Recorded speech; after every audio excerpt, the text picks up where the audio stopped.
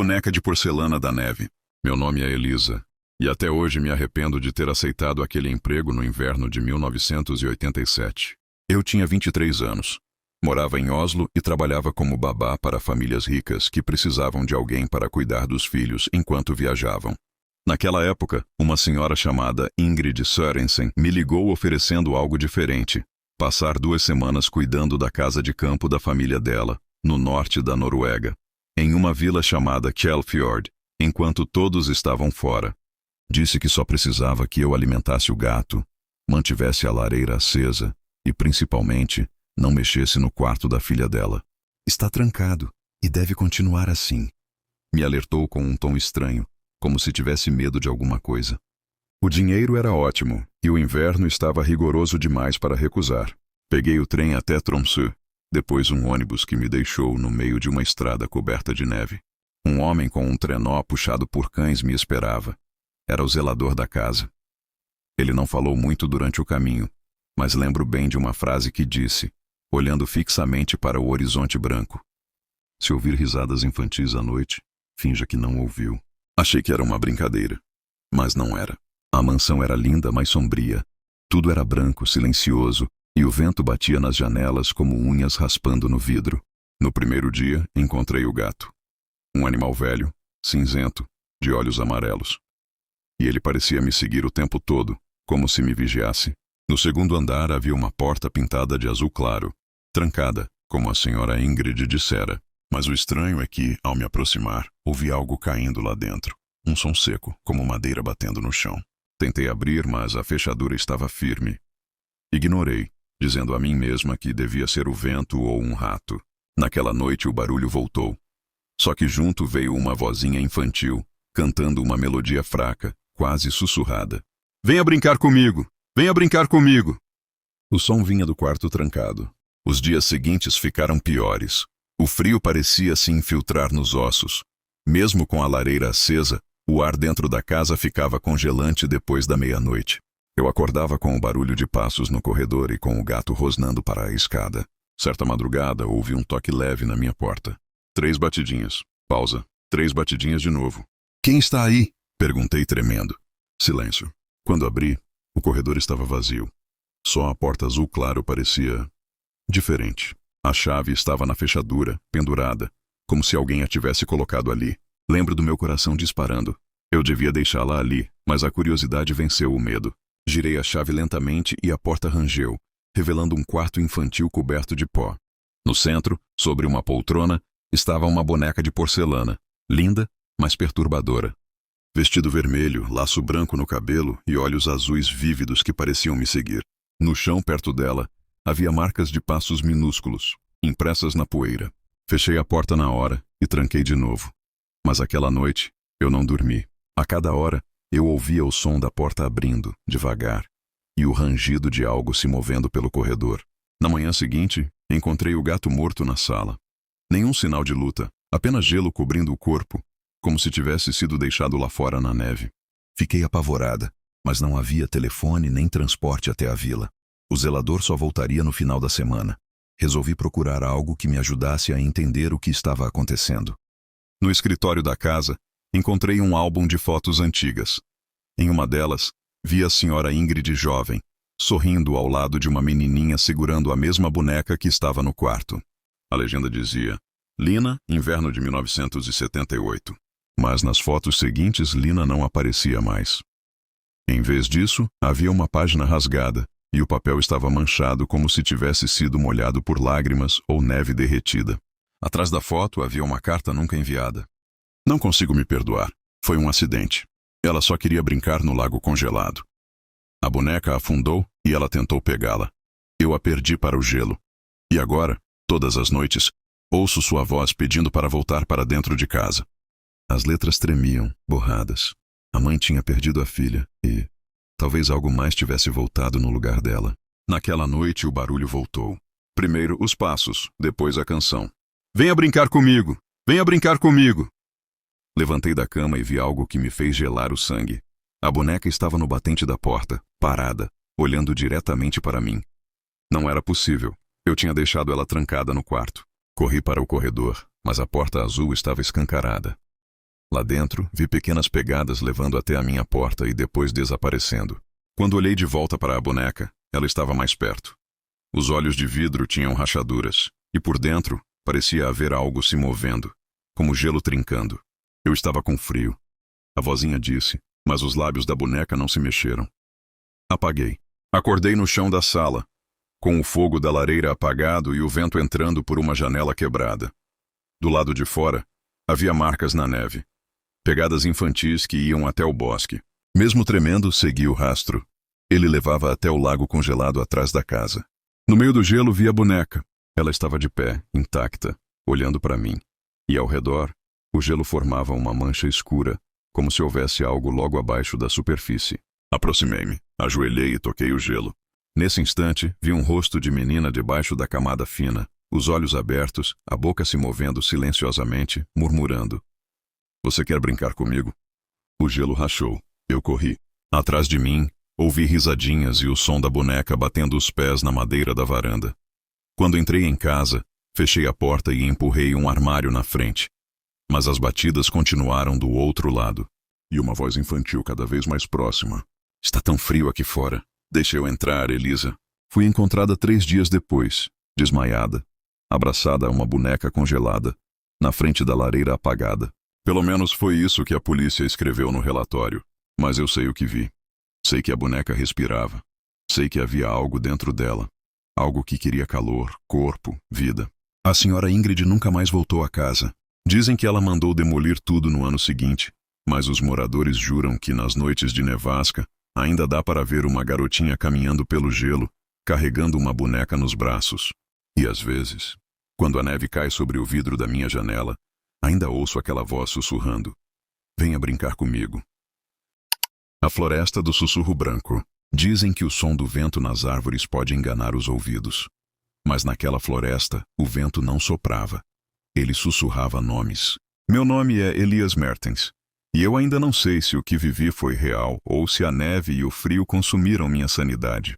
Tudo começou em janeiro, quando recebi a notícia de que meu tio Otto havia desaparecido em uma expedição ao norte da Noruega. Ele era fotógrafo de natureza, conhecido por se aventurar onde ninguém mais ousava. A última vez que alguém o viu foi na vila de Storheim, uma pequena comunidade cercada por uma floresta tão antiga que os moradores a chamavam de Skog av Hvitt Visken. A floresta do sussurro branco. Segundo eles, era um lugar onde o silêncio falava. Fui até lá com o objetivo de encontrar pistas, mas, na verdade, eu precisava entender por que ele tinha ido sozinho e o que havia visto antes de desaparecer. A vila era pequena, fria e assombrada por um medo que ninguém admitia. No único bar aberto, perguntei à dona sobre meu tio. Ela apenas disse: "E ele entrou na floresta depois do pôr do sol, não espere encontrá-lo vivo." Perguntei o motivo, e ela me encarou com um olhar sem esperança. A floresta guarda o que não quer ser lembrado. No dia seguinte, parti em direção à floresta. O frio era tão intenso que o ar parecia vidro quebrando dentro dos meus pulmões. A luz do sol se filtrava entre os galhos retorcidos, pintando o chão de branco e cinza. Encontrei os rastros de botas, provavelmente de Otto, e os segui até uma área onde o vento cessava completamente. Ali, o silêncio era absoluto. Nenhum pássaro, nenhum som de galho, nada. Apenas um murmúrio quase inaudível. Uma voz rouca dizendo algo que parecia o meu nome. Olhei em volta, e o ar parecia vibrar. O som vinha do vento, mas o vento não se movia. Continuei seguindo as pegadas até um pequeno abrigo abandonado. Dentro, encontrei uma câmera congelada e um caderno coberto de gelo. As últimas páginas estavam manchadas e quase ilegíveis, mas consegui decifrar uma frase repetida várias vezes. Eles andam sob a neve, eles sabem quem escuta.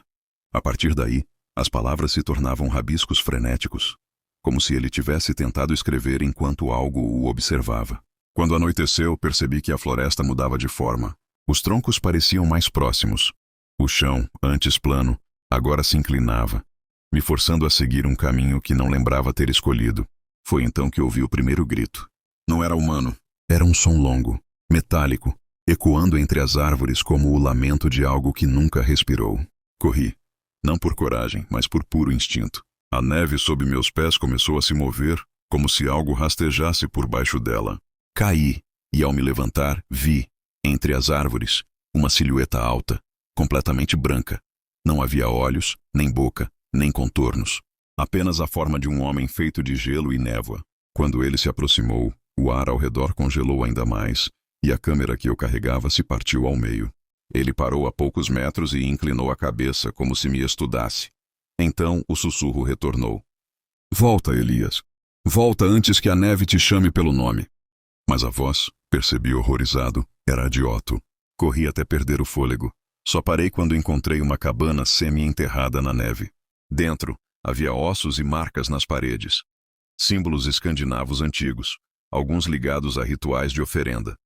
E no chão, um círculo de pedra com manchas escuras. Ali, entendi o que a floresta fazia. Ela absorvia as pessoas que ousavam ouvi-la. Os sussurros não eram o vento. Eram as vozes daqueles que haviam sido consumidos, condenados a chamar novos viajantes até que suas almas fossem substituídas. Passei a noite ali tremendo, sem dormir. Pela manhã, ouvi passos lá fora. Abri a porta e vi algo impossível. Otto, coberto de neve, com os olhos brancos como vidro fosco. Ele não falava, mas movia os lábios lentamente, repetindo a mesma frase que escrevera no diário. Eles andam sob a neve. Quando tentei me aproximar, sua pele começou a rachar, e de dentro dele saiu uma névoa espessa. Era como se a floresta respirasse através dele. A figura branca apareceu novamente atrás das árvores, e dessa vez, não estava sozinha. Havia várias, dezenas talvez. Todos de formas humanas, sem rosto, imóveis, mas olhando para mim. Começaram a murmurar em uníssono, o som vibrando no ar frio. Um entra, um sai. Um entra, um sai. Compreendi tarde demais que a floresta exigia equilíbrio. Para libertar Otto, alguém teria que ficar no lugar dele. Não lembro exatamente o que aconteceu depois. Acordei em uma cama de hospital em Tromsø, resgatado por lenhadores que disseram me encontrar vagando pela neve. Ninguém encontrou Otto. Apenas a câmera quebrada, com uma foto impressa no último frame. Eu, dormindo no chão da cabana, e algo branco ajoelhado atrás de mim, sussurrando em meu ouvido. As autoridades disseram que eu provavelmente alucinei tudo por causa do frio extremo. Mas às vezes à noite, quando o vento sopra pelas janelas do meu apartamento, eu escuto o som de neve caindo, mesmo quando não há neve lá fora. E entre o som do vento, uma voz distante me chama. Elias, é hora de trocar de lugar. Agora compreendo o que Otto quis dizer. Na floresta do sussurro branco ninguém morre. Apenas espera o próximo a ouvir. A casa que respirava. Mudei para aquela casa no início do outono. Era uma construção antiga, de madeira escura, encravada entre árvores retorcidas e cercada por um silêncio que parecia pesar no ar. O corretor jurou que ninguém morava ali havia mais de 20 anos, mas que estava em boas condições. Só precisava de um pouco de reforma. Eu queria paz, isolamento e um lugar onde pudesse escrever meu livro sem distrações. Naquele momento parecia perfeito. A primeira noite foi estranhamente fria. O vento entrava pelas frestas das janelas e o piso rangia sob meus passos, como se reclamasse por ser tocado. Mas nada me incomodava tanto quanto aquele som. Um sopro baixo, quase um suspiro vindo das paredes. No começo achei que fosse o vento. Só que o vento não tem ritmo. O som era compassado, como se a casa respirasse. Passei os primeiros dias tentando ignorar. Durante o dia, a casa parecia apenas velha. O sol entrava pelos vitrais empoeirados e tudo parecia mais comum. Mas à noite, as sombras se alongavam demais, e eu jurava que as paredes pulsavam, como se tivessem um coração escondido dentro. Na quarta noite notei algo diferente. Eu estava no quarto lendo, quando ouvi o sussurro. Um sussurro humano vindo do corredor. Não vá, dizia. Parei de respirar por alguns segundos ouvindo. Nenhum som além do vento. Caminhei até o corredor com a lanterna do celular tremendo na minha mão. A casa parecia viva, e o som da minha respiração ecoava como se não fosse apenas minha. Quando olhei para o fim do corredor, vi a porta do sótão entreaberta. Eu não lembrava de tê-la aberto. Subi devagar, degrau por degrau. A escada rangia como se gemesse de dor. A cada passo o ar ficava mais frio, e aquele som, o respirar da casa, ficou mais alto, mais ofegante. Lá em cima, o sótão era um amontoado de móveis cobertos por lençóis, teias de aranha e caixas antigas. Mas havia algo mais. Uma parede marcada, com manchas escuras que pareciam úmidas, pulsando suavemente sob a luz fraca. Quando aproximei a mão, juro que senti calor, como se algo vivesse ali dentro. Na manhã seguinte, Encontrei as marcas de mãos nas paredes do meu quarto. Pequenas, como de uma criança. Nenhum sinal de invasão, portas e janelas trancadas. As marcas pareciam vir de dentro da parede, como se alguém pressionasse por trás, tentando sair. Tentei racionalizar. Talvez mofo, talvez um truque da luz. Mas à noite, quando o som voltou, aquele respirar pesado e irregular, percebi que ele acompanhava o meu ritmo. Quando eu inspirava, a casa inspirava. Quando eu parava, ela também parava. Comecei a sonhar com uma menina. Cabelos escuros, rosto pálido, olhos fundos. Nos sonhos, ela me observava do canto do quarto, imóvel, até que pouco antes de acordar, sussurrava: "Você está na minha cama." No 8º dia, decidi sair. Arrumei minhas coisas às pressas, mas a porta da frente não abria. A maçaneta girava em falso, como se o mecanismo tivesse sido engolido pela madeira. As janelas também não se moviam. Era como se a casa tivesse decidido me prender. Passei o resto do dia tentando arrombar a porta, mas o som do respirar ficou ensurdecedor.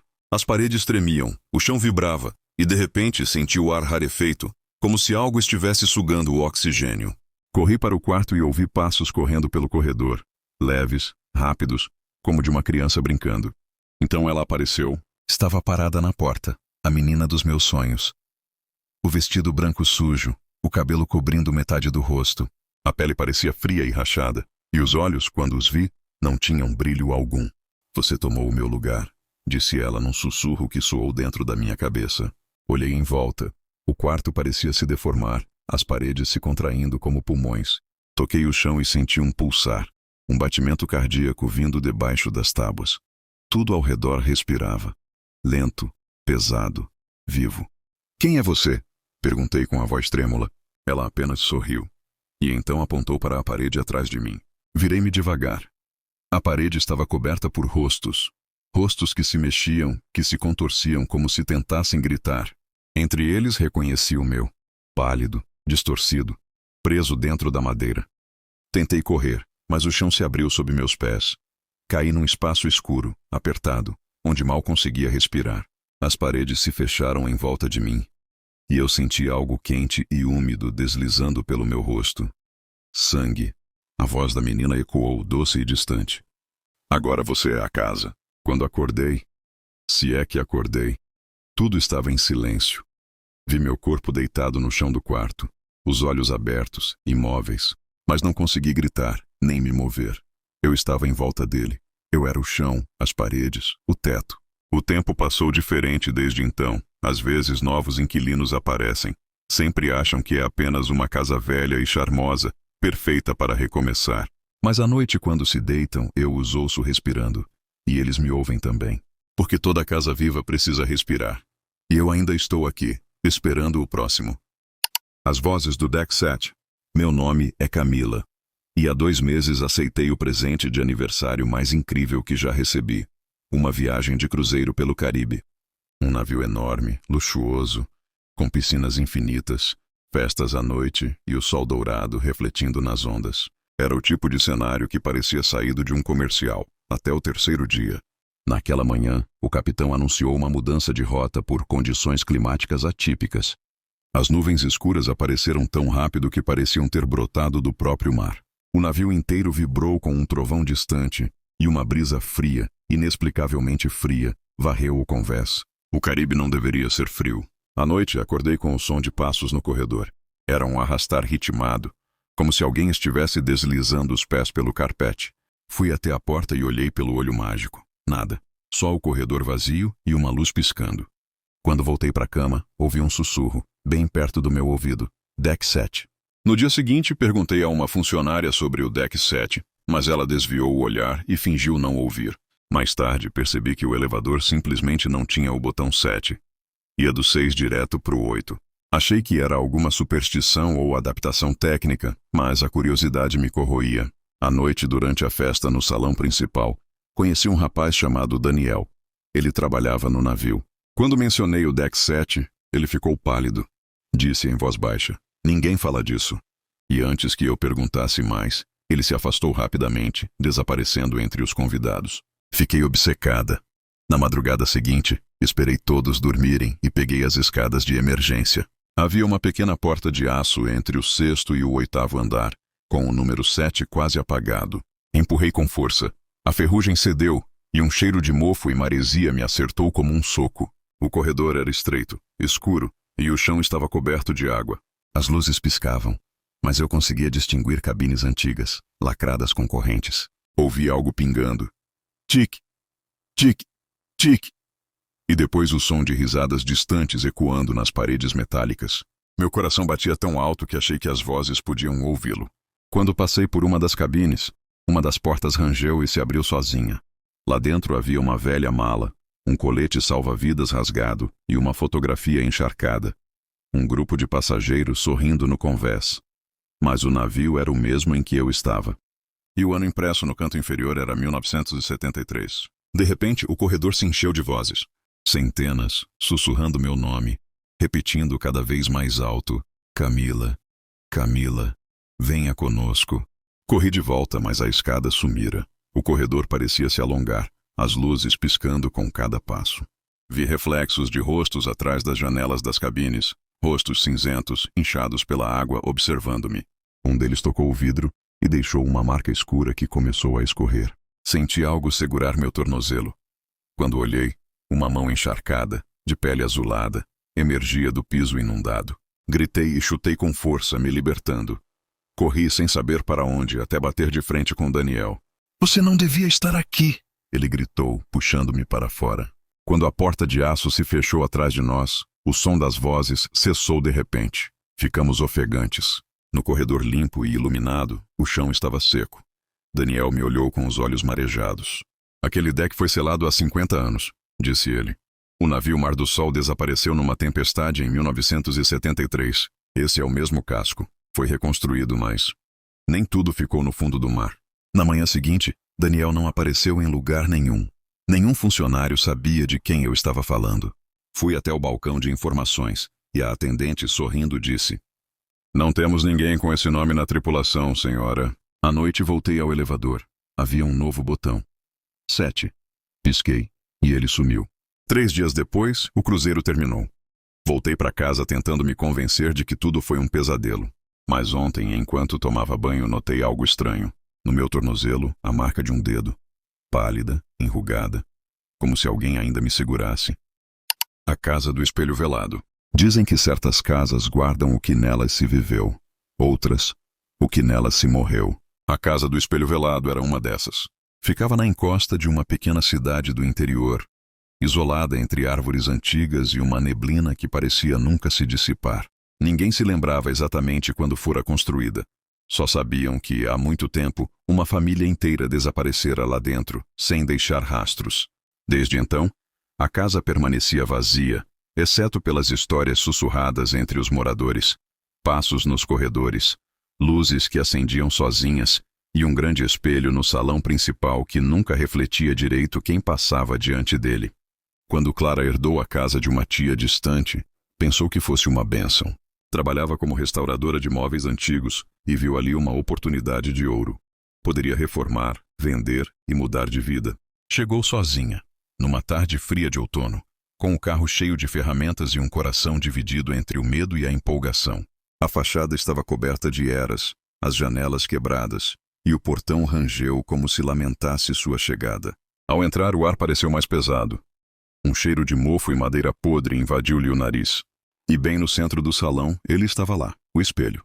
Tinha mais de 2 metros de altura, moldura entalhada em prata escurecida, coberta por um pano de veludo preto. Clara hesitou antes de tocar nele. O pano estava frio, quase úmido. Quando o retirou, uma sensação estranha percorreu-lhe a espinha. O vidro não refletia bem sua imagem. Havia um leve borrão, como se a superfície respirasse. Só está sujo, murmurou, tentando ignorar o desconforto. Mas quando virou as costas, jurou ter visto um vulto se mover atrás dela. Virou-se de novo, nada. Apenas o espelho, quieto e opaco. À noite, os ruídos começaram. Passos leves no corredor, portas batendo sozinhas e o tilintar distante de uma risada infantil. Clara culpou o vento, os ratos, a imaginação, até acordar com o som de alguém sussurrando seu nome. A voz vinha do salão. Desceu com a lanterna na mão, o coração disparado.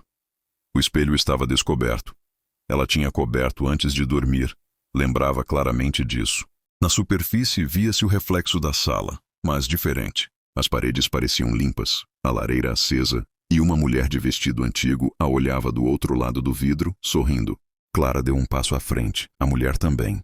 Mas o reflexo não era idêntico. Havia algo errado com seus olhos. Eram inteiramente pretos.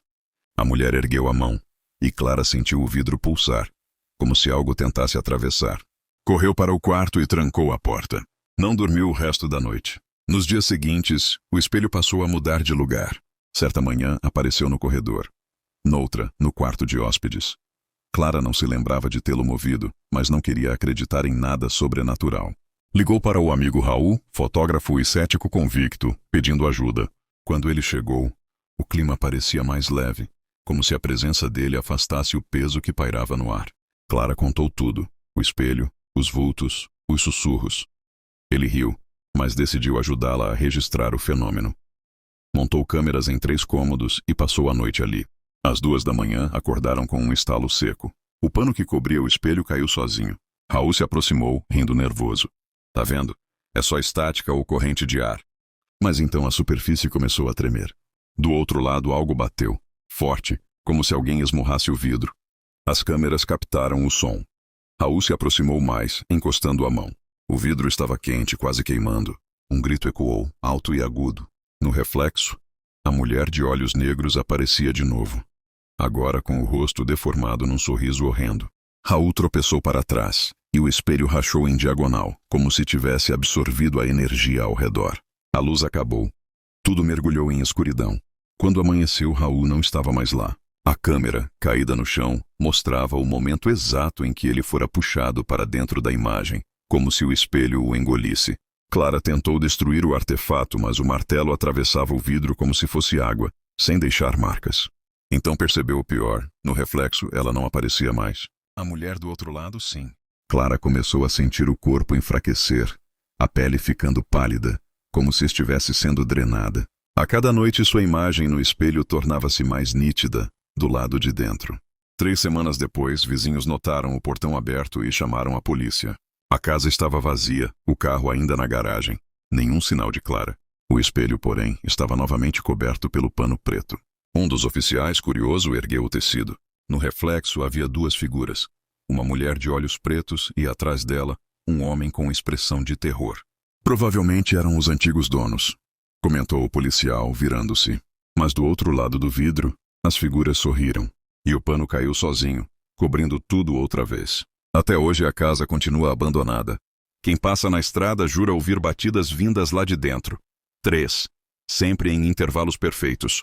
E, quando o vento sopra forte, há quem diga ver um clarão prateado no vidro do espelho, como se alguém o limpasse por dentro. Mas ninguém entra lá, porque todos sabem que o espelho não reflete o que está diante dele. Reflete o que quer estar.